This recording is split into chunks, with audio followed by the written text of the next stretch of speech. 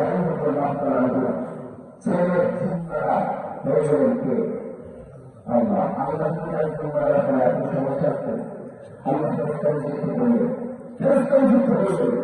বের হয়ে তিনি যখন বাড়িতে আসবেন মনে মনে ভাবতেছেন, হায় হায় এতদিন জেলখানায় ছিলাম, জানি না আমার মা বাপ কি খাইছে, বাড়িতে কি খাবার আছে।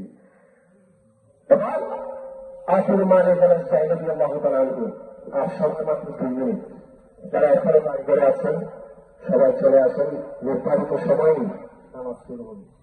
আউফুল মালিক ওনার সন্তান থেকে চলে গেলেন, সাথে 2000 বছর পান নিয়ে বাড়িতে চলে গেলেন।